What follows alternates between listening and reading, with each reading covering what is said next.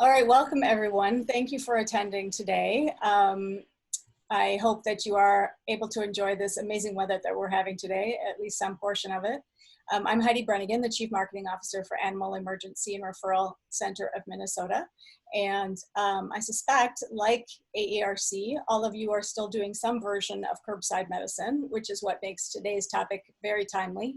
Our speaker is Darren Osborne. He's the Director of Economic Research with the Ontario Veterinary Medical Association. And he's been doing research and surveying their membership in Canada about what's working best for them in terms of curbside and what's not working. And so I'm excited to hear what he has to say today about all of that information. I'm going to give it to you, Darren. Thanks, Heidi. So if anybody has any questions as we go through this, type them in, and then Heidi will interrupt as appropriate, and I'll take them as I go, and I'll leave some time at the end for questions, and my contact is there. Also, if anybody wants to email me or a question, or if they want to give me a call, I'm more than happy to do what I can to help. So it's been quite a long time since this whole thing started, and these things take a lot of planning. So kudos to Heidi for having the foresight to consider that curbside medicine is still appropriate. I've got requests from a lot of pharma companies and different people to come up with some webinars to try and fill the void. And some of the ideas that I've had that I've said no to are how to get revenues back to the practice, because I suspect that you guys are dealing with the same sort of issues that we're dealing with up here, where getting through the backlog of clients and trying to keep up with the new method of production, that being curbside. The last thing in the world anybody needs is more production. So hopefully I can help you guys with trying to deal with what we've got and making life a little easier for you with some insight as to what other people are doing. So curbside and COVID-19, whether you're doing curbside, whether you're open or closed, is jurisdictionally based. I've been following Minnesota since the beginning of this because I have an interest. And you guys are almost in step with us every step of the way. So what you guys are doing in Minnesota, we're doing up here, at least in Ontario. The shutdown has lasted for several months, and it still may last for many months. When I was doing research for this webinar a couple of months ago, the thing that was very disconcerting was the people who seemed to know the most about the disease had the bleakest outlook for the future. So it could be here for a long time, and the post-COVID, going back to the old way of doing things, might not be here for a year or even more. So I think that we need to, I hope I'm wrong, but if I'm not, we need to get better at what we're doing, because we might be doing this for a long time. So how has COVID affected veterinary medicine? VHMA did a really great survey in March when the first thing started, and immediately 90% of hospitals in the US shut their doors to clients. 86% were taking payment over the phone. 97% had adopted some kind of curbside drop-off pickup. 30% were using telemedicine, and 65% had adopted a new client communication technology since the pandemic started. We've been doing a lot of surveys. We've been doing monthly surveys with our members, and the most recent one, what we found was we're in the same position you guys are in, where the number of cases is going down, but a lot of people believe it's going down because of the safety precautions that we've had in place. So in order to keep the numbers down, a lot of people are of the mindset that they want to keep things the way they are. So we asked veterinarians in mid-July, just a couple of weeks ago, what COVID procedures do you plan to continue? 90% said that they were going to maintain a locked door policy, with 80% continuing with curbside medicine and 60% continuing with telemedicine. And we're at the point now where, even though 90% of veterinary hospitals are closed, the door is locked to clients, you're able to have you're able to have clients into the hospital now, but because of the safety issues associated with that, 90% of veterinarians are keeping clients outside of the hospital. So for those of you that are doing curbside, you are by far in the majority. So how long will curbside last? So I've been talking to a lot of hospitals. I'm in touch with about 50 hospitals on a fairly regular basis, in addition to phone calls and questions and emails that come in. So I've been asking the question, how long will curbside last? And some of the common responses I'm hearing are basically until we can't do it anymore. So when the snow flies, when the staff start to complain, like when we have the same weather you guys do, like a day or 2 days later. So when it starts to get really rainy in the fall and the staff are getting soaking wet going back and forth, then they might start saying, hey, maybe we should look at something new. But right now, there's no plans to open up the hospital in the near future. How has COVID affected veterinary staff? According to VHMA, back in March, 34% had laid off staff. I would offer that a lot of those have probably tried to get those staff back because some people went into panic mode when the pandemic first hit, but a third laid them off, 64% reduced hours, and 28% have split the staff into separate teams. And that's something that's been really highly recommended by Dr. Scott Weiss, who's sort of been quarterbacking the entire veterinary profession through this pandemic. He's a big fan of cohorting, and in fact, I'm cohorting today. This is my first day back in the office. We've been working from home. I work full-time for the association. I've been working from home since March 15th, and I'm part of Team 2. So our office opened last week, and I'm back this week as part of half of the team. So how has it affected veterinary finances? In March 2019 to 2020, revenue was down 2.3%. Patient visits were down 15%. And March was not nearly as bad as a lot of people thought it was. And I think one of the things that we can attribute that to is the intense amount of hoarding that went on with pet owners getting food and medication to getting enough to last through the pandemic. So the mad rush on veterinary hospitals before they closed in March really helped prop revenues up. So they could have been a lot worse. And I think professional services were down significantly. The number of patients being down 15%, I think speaks to how bad it could have been if it wasn't for the hoarding of food and medications. So what's been going on in Minneapolis? This comes from Vet Success. Vet Success is a really cool company that does benchmarking for hospitals. If anybody's interested in benchmarking, I would recommend Vet Success. They've got some really cool ways of helping you manage your practice with benchmarks. They're able to provide information with, I think, a little more than 50 hospitals in Minnesota, giving us some insight on what's been going on in the state. And what's been going on with the revenue change. Look at the easiest way to look at this is the rolling 7-year daily revenue, and seeing how much that it went down immediately. From April, it started going down. And then over the course of April, it was down significantly over last year, 20 to 10% down. Then not a lot changed in May, but I think a lot of veterinarians got a lot better. Veterinarians and staff got a lot better at doing curbside and got a lot more productive.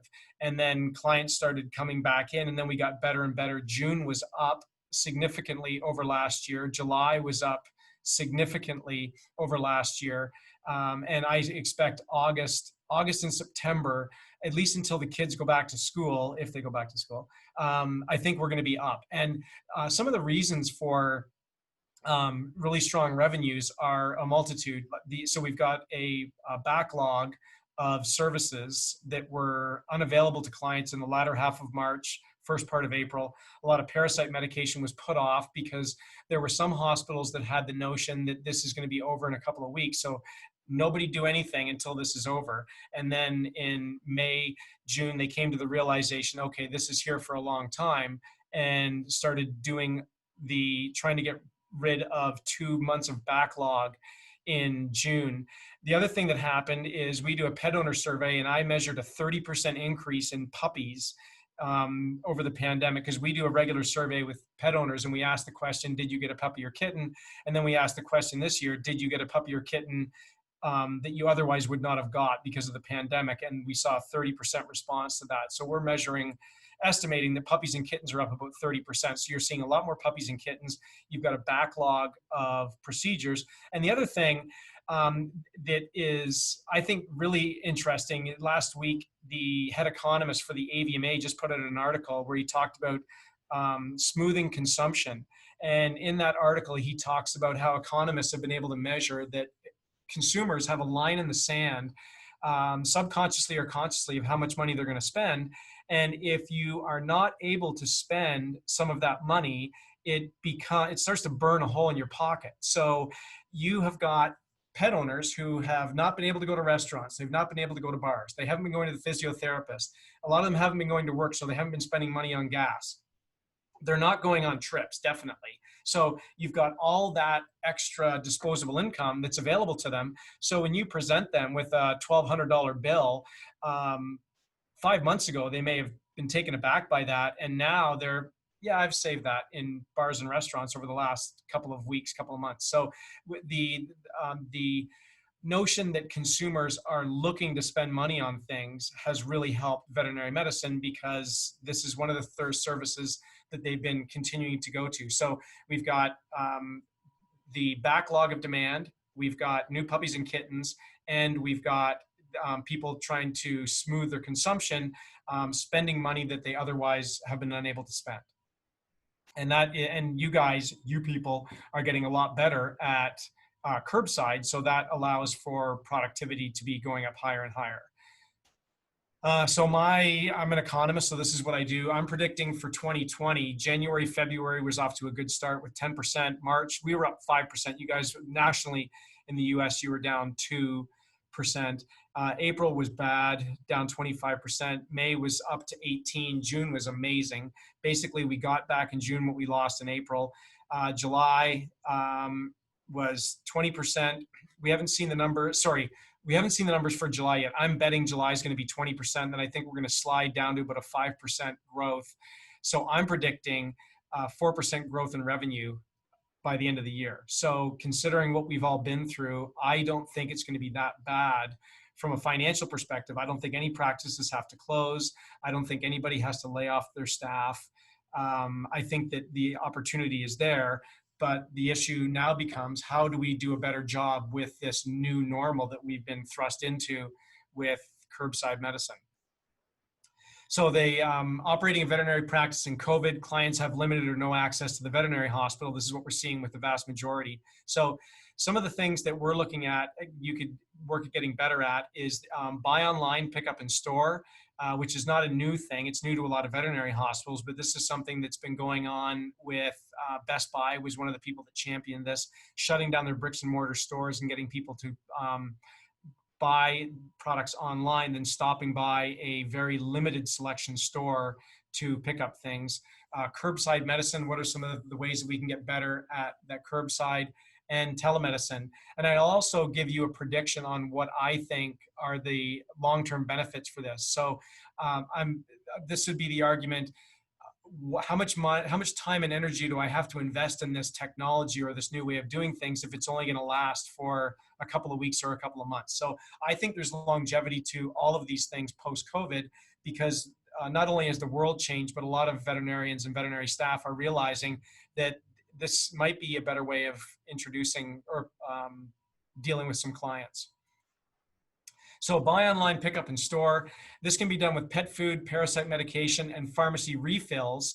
Now, the way that we've got it right now, and I checked the laws, your laws are the same, where we're able to do a lot more with telemedicine. We're able to do a lot more over the phone than we were prior to the pandemic.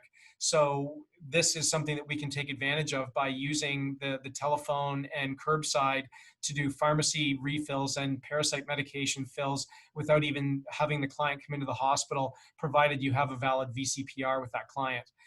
Delivery options, if you've got a web store set up on the back of your hospital, you can do that. I know people, depending on the area that they're in, they're doing a great job of doing staff delivery. And the other thing is curbside. Curbside, that's something that I've fallen into with my veterinary hospital, going to pick up food on a regular basis and medication. I'm of the mind where now I expect to be getting curbside. I don't expect to go into the hospital anymore. So buy online, pick up in store. With the delivery options, the key to this is have them purchase it online, because if they can purchase it online and go to pick up curbside or you can deliver it. If you don't have to physically get the money from them, either electronically or in hand, that saves a lot of time for the client and the staff. So the difference between curbside, going in, doing the Visa exchange through the window of the car, is this is where the client would go on a web store or go on something that you've got set up on your website and pay for the purchase the product and then go and pick it up. With we found a huge surge in pet food. Now we sell a lot more pet food in Canada than you do in the United States, but there are still opportunities. I think there's a lot of opportunities for veterinary hospitals to sell pet food, and you can get really good at it because as a veterinarian, you've got access through your distributors and through the pet food companies to set up your own web store, set up clients for automatic reorder. So you can be just like Chewy. And with the new pricing guidelines, Chewy is not nearly as attractive as it was a year ago to consumers from a pricing perspective. A lot of people can compete with Chewy head to head now. So you throw in free shipping, automatic reorder, pick up in clinic.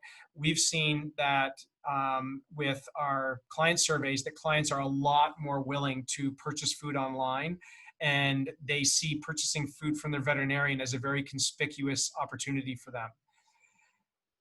So using the automatic reorder with your clients, you can call your client, we can save you time and money, have the food delivered to you automatically so you never run out. These are the kind of messaging that is really working for us. When you sign up for automatic reorder, we recommend free delivery, even if the delivery costs you money, because the increased compliance you get from automatic reorder on food can more than offset for the cost of the delivery. Now, you can set the reorder point so you can have it so that they have to purchase a bag of food over X dollars. And you can have it so that they get maybe one larger bag shipped every 2 months instead of a small bag every month. But there is ways to really achieve the being the nutrition go-to for your clients, and you can make money at the same point. The trick though during COVID is you've got to automate the experience. And this is something that doesn't just happen on its own. Clients are not going to just log on and sign up for automatic reorder. You have to go through the motions. And right now the big, the time crunch is that your staff simply do not have time to set up clients for automatic reorder. So something to consider once things slow down, or if you have a staff member that's working from home that's able to call clients. I think there's an opportunity to call clients that are using your nutrition products now and see if you can set them up for automatic reorder. They don't have to come into the hospital. You can offer them free shipping. And if you contact your suppliers and your distributors, they've got the products to help you do this a lot more effectively. Parasite medication, same thing, because we've got the changing rules since the pandemic. If you have a valid VCPR with your client, then you do not have to see the client to dispense the parasite medication. So you can call and say, hey, Darren, it's the veterinary hospital calling. Chewy's parasite treatment is ready. We can take payment on our website and you can pick that up today curbside, or we can deliver it to your door for free. What do you prefer? This is something that people are still reluctant to go out. Some people are looking for an experience, and if they are, then hey, they can come curbside. But if they have been reluctant to pick up their parasite medication because they just don't want to come in because there's a pandemic, then you can offer that because you've got a valid VCPR, you can sell it to them over the phone, take the payment now because that's the most effective way to do it, and then either deliver it to the client or mail it to the client or have them pick it up per curbside. So some of the cool things I've seen is I know a hospital that they rented a postage meter and they are mailing all their parasite medications to the client at no charge. So they've got a little post office set up in the back. And I know another hospital, they've got a staff, they're in a fairly urban area, and they've got a staff delivering medication to the client's house. Now, the caveat for that is you can't just get your one of the staff you have to get in their car and start driving stuff around, because it's a commercial enterprise. So God forbid if something happened to them, they may not be covered with their auto insurance. So before you do that second one, make sure that you have the staff, or you do it on their behalf, get them commercial insurance for their car. It's a small upsell for insurance. Again, the benefit more than offsets the cost, but delivering medication to the client's house is an amazing service that hospitals are starting to do to adapt to the changing times, and clients love the extra service. So Again, the trick with these is you need to get the payment before you go to the client or before the client comes to you, because you are saving a boatload of time than futzing with the credit card or taking the credit card over the phone every time the client pays, trying to get a hold of the client for payment.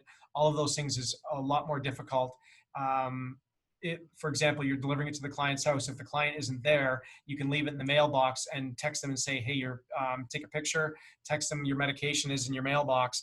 If you don't have that, if you don't have the money from them, then you can't really drop off the product. So getting the payment before before you deliver it or before the client picks it up saves a lot of time. And this is a real game changer for people. So post-COVID, is there an opportunity for buy online, pick up in store? I think there is. Pet food auto ship has proven successful for 3 years. We've done a lot of research into it, and it really, really works. Medication refills, we've seen a small sample of very successful hospitals. This is while we have that provision where you can do all of this off-site as long as you have a valid VCPR. Now, the equivalent of our board of governors up here they've told us that they're going to continue with that ability to dispense medications over the phone with a valid VCPR. I can't see anybody reeling back on that, because we don't know how long this is going to last, and it seems to be working very effectively in the jurisdictions that we've researched it. So I think that buy online, pick up in store is something that can have a lot of longevity. So contact your associations, your distributors, and manufacturers, because they've all got the services, the products, and the know-how to give you the web store that links up to the back of your website. They can train the staff and get you guys going on the buy online, pick up in store. Curbside pickup and drop off gives you the ability to maintain retail sales. And we saw that huge surge in March revenues because of the increase in pet food medication refills and parasite treatment. The treating pets curbside is difficult. I've heard the term that we're able to do half the work in twice the time, which we're getting better at it, but it is a lot of work. And my comment is, if treating pets curbside is the new normal, then we've got to get more productive at doing that. So better curbside services, we want to try and make it easier for the clients and also easier for the staff. But some of the ways to make it easier for the clients are to automate the experience. So again, back to the buy online, pick up in store. If there's a way that you can get the payment from the client before they get there, you don't have to worry about the phone or the curbside point of sale terminal. And like, I don't mind giving my credit card to my veterinarian over the phone, but it would be a lot easier if I could go online, or if they had that on file through a secured internet and I didn't have to do it. So if you had that information, then you email the client when the food or medication is ready. When you buy online, pick up in store, consumers expect this to be ready in a couple of hours. So if somebody emails or contacts you for curbside pickup of medication or food, I don't know how many of you have experienced, but I've seen this go two ways. Like the absolute worst at this, in my experience, is Home Depot. Home Depot offered curbside, and it was an absolute disaster. You email or call them asking for the product to be ready. They don't get back to you for a couple of days. And then when they do get back to you, they say that the product won't be ready for a couple of days. Then you go in at the appropriate time, you go to call, nobody picks up the line because there's too many people calling, not enough lines. And then when you do finally get through to somebody, I was waiting up to 30, I think it was close to 35 minutes from the time I said, hey, I'm in parking stall number, whatever, can you come get my stuff? And that was a disaster. Now, I went to an office supply store, same thing. I emailed, I needed some office supplies for my home office. Within 35 minutes, they emailed me and said it will be ready. I went to my local store, and within 2 minutes of me arriving and calling, I got the curbside pickup. So as a result, I hate Home Depot, even though it has nothing to do with the products they sell. It's the way they presented the products was just, for me, unacceptable. I love my office supply store, and that'll be my go-to for anything I can. In fact, I'm going to think of ways that I can use that for non-office products if they have it. So because veterinarians are scientists, your clients have a very high expectation of what you guys can provide. So you've got to be good at this. Some of the easy things you can do is having numbered parking spots. So, hi, this is Darren. I'm here for Chewy's Food. I'm in number 5. Great, open your trunk and we'll be right out, so they don't have to hunt and peck for your car, especially if it's in a busy hospital with a busy parking lot with a lot of cars. This can be really stressful for both the clients and the staff. So something as simple as numbering the parking spots can really help a lot. And this picture here, this is just paper on the parking spot. You can laminate it. You don't have to go to a lot of expense to adapt to this, this new change. Making it easier for staff. Some hospitals are installing parking lot cameras because they're having a lot more people come in. So when they see the client drive in and they know that they're coming in with their food, then when I call to say, hey, this is Darren, they'll say, Darren, what make and color is your car, so we can meet you when you arrive. So if I'm driving a white Mazda, then they see a white Mazda pull in, they go, hey, there's a pretty good chance that's Darren looking for his food. So they can, before I even get on the phone and get to them, they can have someone run that food out to my car. It makes you look really good, makes you look really smart, and clients love it. Again, the best practice is if they can pay in advance on a web store, that works. The other thing is a wireless point of sale terminal can work, and it's a lot better than taking the credit card over the phone. Making it easier for staff. Just a simple notion, like in addition to labeling curbside, you can label pets. So when you drop off your dog or your cat, I'm sure it's happened where the unfortunate staff member picks up the dog, takes the dog into the hospital, is bringing the dog back out. The parking lot is full of people. She can't remember what the car looks like. And it's just a horrible experience that does not have to be. So you put the number on the dog, and then when you come back out, the first place you go is parking stall number 5. And it's just makes it a lot easier for everybody. Makes you look smart. And it's better for the pet too. One of the really cool things I saw was somebody who had a pass-through kennel in the hospital. So they had a hole in the wall with a cage on either side and a door in the middle. So the client would pass the pet through one side and the hospital staff would take it out on the other side. That's very safe. Another one is a leash up area outside the door. We just had a case here where a hospital had a leash up area like that, and unfortunately a dog got away, ran across the road. It was lost for the whole evening. Fortunately, the dog was fine, but the staff closed the hospital and all hands on deck to find that lost dog. So the leash up area is, depending on where you are, it may or may not be a best practice. It was a best practice until I heard that story. Post-COVID curbside. I think that curbside is here to stay. It's a lot easier. It's a lot faster. I really like going into my veterinary hospital and seeing the staff in there because I'm friends with a lot of them. But man, when I'm really busy, just driving up, opening up my trunk and having somebody run out food is a lot easier. Pet food retail, pharmacy refills are a lot easier. I think it'll increase compliance if you make it easy. Have a pickup parking stall in the hospital. And in the research I saw, cell phones are making curbside the new drive-through, and especially with the younger folks who live on their phones. Then they can get on their phone, they can make the order through their phone, go do the curbside, text, call, say here at curbside. I think this is that has a lot of longevity. So having a dedicated spot for curbside pickup in your parking lot or outside your hospital, I think is a good investment in your time. Telemedicine.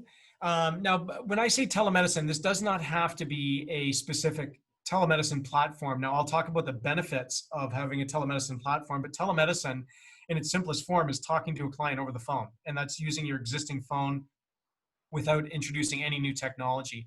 So your rules say that you can provide professional veterinary services to animals via telemedicine with a valid VCPR. It can be medically appropriate and a means to maintain social distancing. So this is, in Minnesota, the rules state that telemedicine is available. Scott Weiss is a big fan. He says to manage telemedicine wherever possible so you can maintain the social distancing.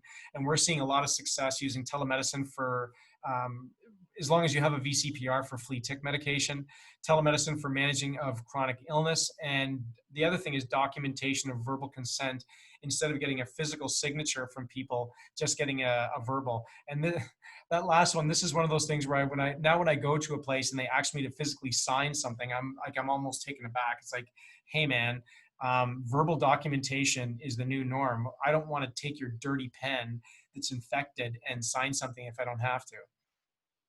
Things are changing.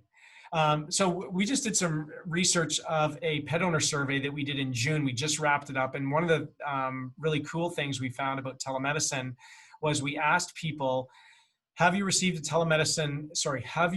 remote telemedicine consult with your veterinarian since March 15th? And if yes, was the issue resolved during the telemedicine consult, or did you have to bring the pet into the veterinarian? And the reason we asked this question was because a lot of veterinarians were concerned that telemedicine was only a stopgap measure. And if you had a bona fide concern, a bona fide clinical concern with the client, and you tried to handle it over telemedicine, telemedicine was just a triage and they had to come in anyway. So why bother doing telemedicine? So that's why we wanted to ask this question.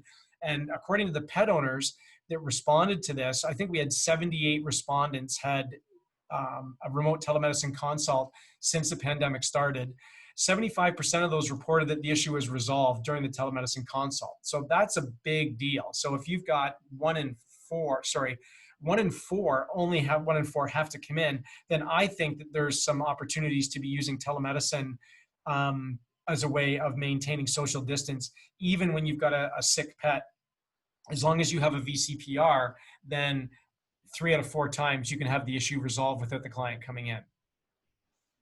So telemedicine and COVID, using it for wellness exams. The best practice is charging for the telemedicine exam. And this is awkward, especially when you've got a remote telemedicine consult. And let me step aside for a second. I'm not talking about the telemedicine where the client drives up, drops off their pet, you take the pet into the hospital and you call them. That's a form of telemedicine also, but I'm talking about a remote telemedicine where you've got somebody calling a client without the pet with them. The question is, how do I go from charging for a service that I've been giving away my entire life? And the answer is to rebrand that free service to a conspicuous exam in an environment that conveys value. And this is where we start talking about a dedicated telemedicine platform. And the atmosphere of a dedicated telemedicine platform, it creates more value, perceived value to the client. So this is a screenshot of a telemedicine consult with using video platform. Most of the telemedicine platforms are all the same. I'm not going to recommend one or the other. Some of the software programs have been very nimble, and they have been offering a complimentary telemedicine application with their software, which I strongly recommend people take advantage of. So you can schedule an appointment in advance with the client, specify the date, time, and duration. So having a specific time and date and duration, that helps in itself conveys value, because it's not just a quick chat. We're setting aside a time to talk about something that's important enough to have its own time. You can choose a platform, phone or video, and a lot of that depends on how comfortable the veterinarian is. A lot of them will offer a recording of the telemedicine consult, which I don't know what you do with that, but that conveys more value.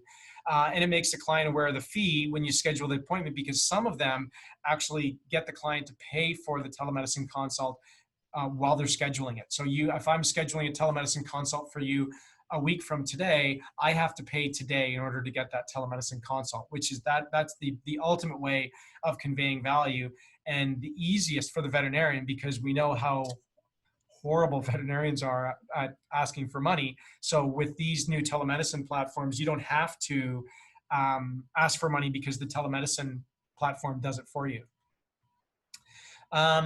The telemedicine apps, they attach to your existing website. You can schedule appointments. The really cool thing I saw was with some of them, it bridges your phone with the client's phone and conceals the phone number. So it actually shows up as the animal hospital, but it doesn't show your cell. So you're using your cell phone. You bridge it with this telemedicine platform. The telemedicine platform calls the client. The client sees on their phone veterinary hospital, but in fact, you're using your cell phone. And this can be helpful because we've heard a lot where clients come in for curbside, they drop the pet off, they said, okay, we'll call you in a few minutes. The client leaves and they go shopping, and then the veterinary hospital is trying to call the client, and they're using a cell phone from one of the staff, so it's a blocked number, and the client's not picking it up because it's a blocked number. And then they have to call them from the phone, from the office phone, and say, hey, would you pick up your phone, please? We're trying to call you. And they go, okay. Then they call with a blocked number and they don't pick up again. So having the telemedicine app, have it show through with the name of the veterinary hospital, you're not going to get those missed calls. And the other thing that's really cool about this is it's an e-commerce solution. You can have the client pay for the appointment before the exam. And this is just like the purchase online, buy online, pick up in store. It saves one step, and it can be an incredible time saver. And right now we're all looking for precious seconds, precious minutes to get ahead. And this is one opportunity where we can get ahead by getting the client to pay before they get the exam. So the best practice really comes from the app, where you use an app that asks the client for the money, so you don't have to.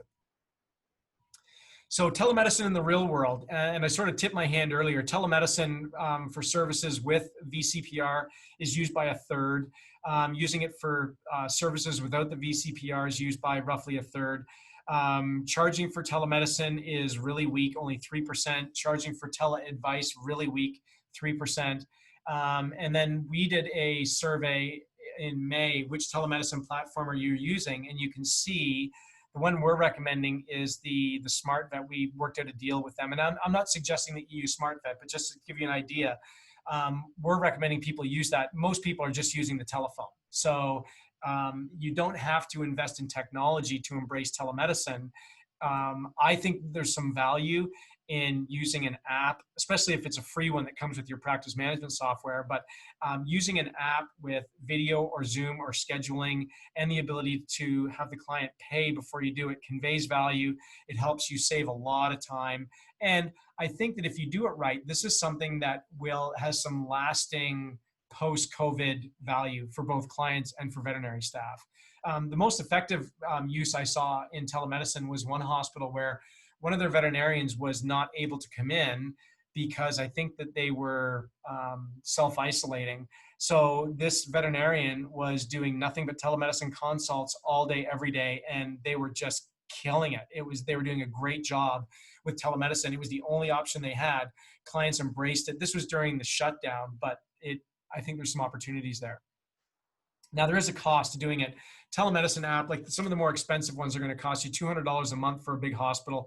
And then running stuff through the web store can be as much as 25% of the fee. So this is a classic case of this software, this application works really well, but you have to use it. And if you're going to buy this stuff and use it once or twice, then there's no point in doing it. If you are really going to embrace it and make it part of the way you practice, then you can save time and make money. But looking at the startup cost, and these are going down all the time, I'm being very conservative, but when you look at the startup cost, for some people, you're better off just using the existing telephones that you have. So best practice in telemedicine is charging for the telemedicine consult. The average veterinarian generates $350 an hour in the whole practice. So you take the total revenue in the practice divided by the total number of veterinary hours, you get roughly 350. If you do the same calculation, just looking at exam revenue, it's only $200 an hour. And the reason for the difference is that the exam is the gateway to other procedures. So you can discount the exam fee when you have all those other things coming in. But when you have telemedicine, the exam fee is the only thing you have. So I would strongly recommend that if you're using the telemedicine to replace your consult fee, then you charge the full exam fee for telemedicine. And we have people that are doing that successfully. Clients really see the value in it, especially given the circumstances. Curbside telemedicine, book wellness exam with the client, drop the pet off 15 minutes before the consult, use the telemedicine prior to or during curbside. So I know people who are using the time that they're scheduling to get the history with the client, and that saves a lot of time with during curbside. So the client drops off the pet curbside. The veterinarian already has the history from the tech when they scheduled it, drop off fecal and urine. The telemedicine exam is done while the client sits curbside. This is what a lot of you guys are doing now: exam, vaccines, blood draw, medications. Client pays through a telemedicine app, pet is returned to its car. That's best case scenario. Iterations of that are you run a point of sale terminal out to the client, or you take payment over the phone. But this is basically the standard for a lot of people. The curbside telemedicine team, the best team we've seen, and a lot of the time for a lot of hospitals, they're cohorting, so they've got one veterinarian in at a time. So you've got a receptionist booking calls, you've got an animal care attendant doing curbside pickup and drop off. And it's not fair to get the receptionist to do anything more than booking calls, because the one thing I'm hearing again and again is that the phone is ringing off the hook. So we can't expect the receptionist to do much more than booking calls. So we take the animal care attendant to do curbside drop off. Then we've got the veterinarian and the technician examining the animal, drawing blood, doing procedures as required. And then we've got the dedicated teams to reduce intra-staff exposure. That's cohorting, as Scott Weiss recommends. Some of the curbside telemedicine benefits: the physical exam goes a lot faster without the client bothering you. You do have the disadvantage of not seeing the client. Veterinarian put it to me very poignantly a couple of weeks ago. She said, when the client is standing there and the uncomfortable silence that happens while I'm doing my exam, the client will blurt out stuff that they normally wouldn't blurt out. So like you ask them, are they eating normally? The client says yes. And then over the phone, that you don't have time for them to, well, by the way, type thing. So some of the stuff is being lost, but the physical exam does go a lot faster without the client bugging you. And there's just not a lot of time for small talk like there is when they're in the exam room. You examine the animal, call the client to discuss the findings. A lot of veterinarians are able to complete their records during the telemedicine consult, so nobody's staying later to complete records.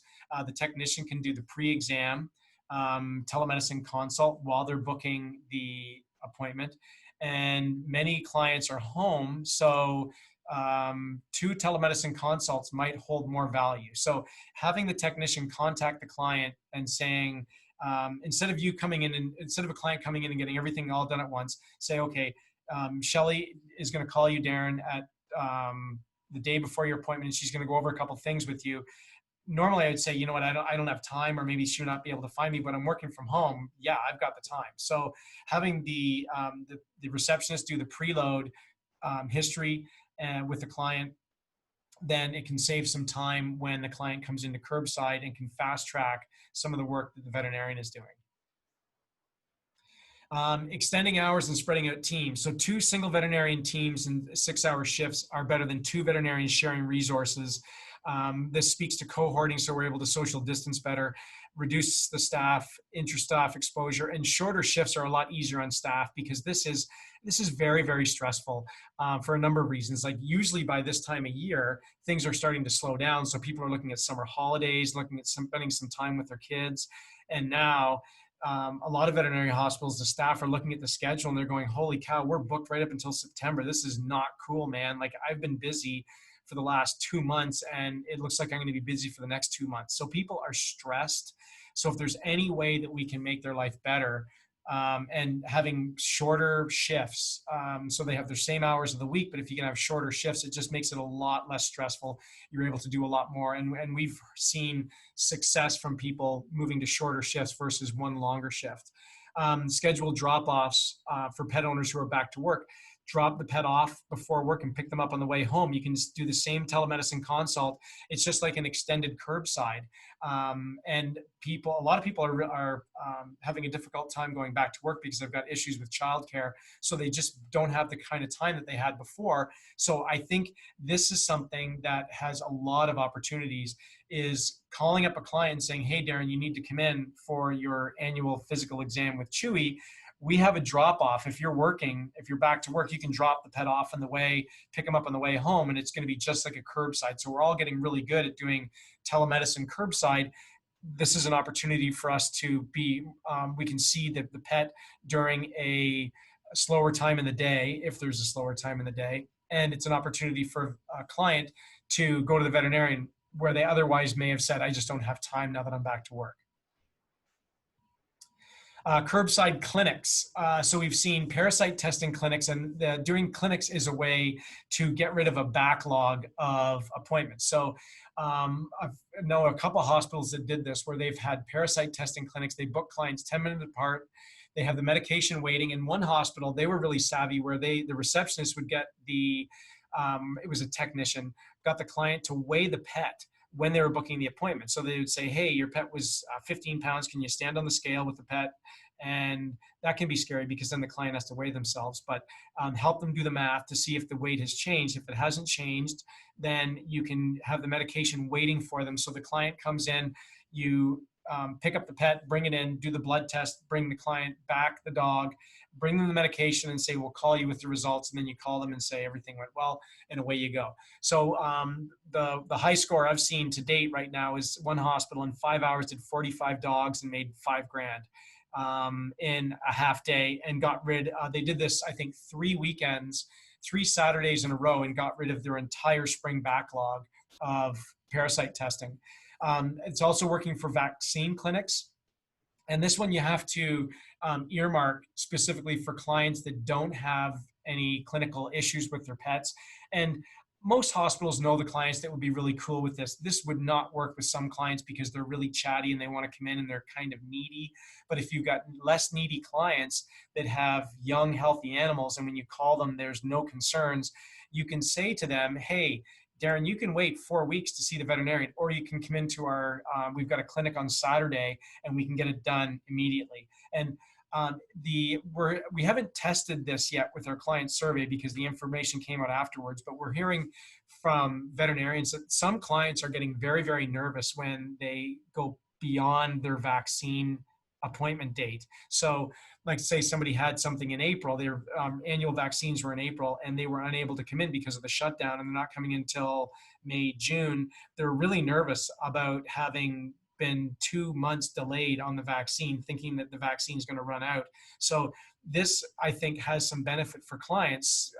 Personally, if I had to wait 4 weeks or come in this Saturday, I'd probably come in this Saturday for a shorter appointment, and I see a lot of value in that. So you can book the appointments 15 minutes apart. One hospital did 20 dogs in a half day Saturday to get rid of the backlog, and they charged full price because from a client's perspective, you're getting the exam, you're getting the vaccines, you're getting all the protection, everything you needed. Just because you're not spending half an hour with the client doesn't mean that they don't see value in that. And you're able to, without the client slowing you down in the exam, you can do an effective, most people can do an effective appointment within 15 minutes using Curbside. So in conclusion, I think a lot of you are staying closed because you want to protect yourself and your staff, dedicating separate teams to prevent intra-staff exposure, the cohorting, making it, protecting your clients and pets, make buy online, pick up in store, curbside, and telehealth easier for clients. And I know everybody's busy right now, but short-term pain for some long-term gain here. Make auto ship the new normal for food and even preventive medications, have them sign up for automatic reorder. And with that, contact your suppliers and contact the companies that manufacture the medications, because they're all working on auto ship programs right now. Let the telemedicine app ask the client for money so you don't have to, and make sure you're charging for your telemedicine exams. And then the last thing I'll offer is start preparing your clinic for the opening phase 2, getting them in. But until while the weather's nice, the status quo that we're in now seems to be, well, 90% of people are doing it according to our research. So if you're comfortable with a closed hospital, then I would maintain the closed hospital and start thinking about phase 2, but I wouldn't start doing anything immediately. And I am done with 9 minutes to spare. So there's my email and my phone. I'm not going to pick it up in the next 9 minutes, but if you want to call me after or call me anytime, I'm more than happy to chat with you about this stuff or anything else you have going on in your hospital. And if you have a question now, if you want to type that in the Q&A box, we have some 9 minutes specifically for some questions. Okay, so question, are there any recommendations for emergency only practices? I don't think emergency only practices would be any different than general practice. Like the recommendation is still to maintain a closed hospital if you can. If you have to have clients in, like I took out we've done some research on euthanasia, and most hospitals are allowing clients into the hospital during euthanasia. And having extra long line sets and stuff so you can social distance and still do the same thing and allow the clients to say goodbye to their pet in the room. But that would probably be the only difference would be, I still think you can do curbside emergency. And man, I really feel for emergency practices because I know the average practice is really busy and emergency practices make the average practice look like it's empty. They are just absolutely slammed. So anything you can, I don't think opening up the hospital is going to make it better for you. If you're comfortable curbside, I would hold your ground and just see if there's a way that you can streamline it, maybe using some of the things that I've talked about today, or if there's sit around, have a staff meeting and say, hey, do you think there's a better way we can do this? Great. Another question, knowing that clients in Canada are ahead of the United States in using medical insurance for pets, how do you feel that fits into our new ways of practice? That actually is not true. Canada and the United States are identical on health insurance for pets. We're both at like 1.5%, 2%, something like that. So we're really pushing pet insurance, but in fact, our association just linked up with a pet insurance company to try and give some credibility to pet insurance through the Veterinary Association. And we've seen we're moving forward, but we're almost identical to you guys with pet insurance. Okay. Any other questions? In the meantime, too, I'll say that I'll be sending out CE certificates as well as Darren's slides.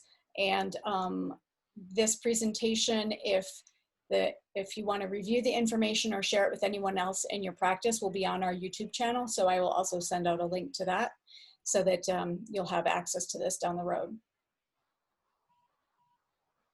So the one recommendation that I would have that when I'm talking to hospitals and say, what can I do? I would say that at the top of the list, it should be to coddle your staff right now, because the staff are really, really stressed. And depending on the hospital, in my opinion, I think that veterinarians probably have it easiest right now because they are simply presented with the pet. They're not face to face with the client. They can finish their records.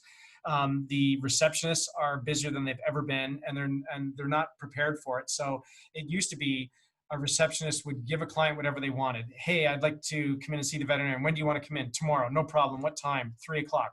Well, how about 3:30? Sure. Now it's, I want to come to see the veterinarian. How's September? And I go, what do you mean September? And the receptionist goes, I've never been trained for this. I don't know what to say. So that's very, very stressful. Plus just the sheer volume of calls that they're getting. And the same thing with the technicians dealing with clients. Some clients are getting really cranky, not because of you, but because of what's going on in the world.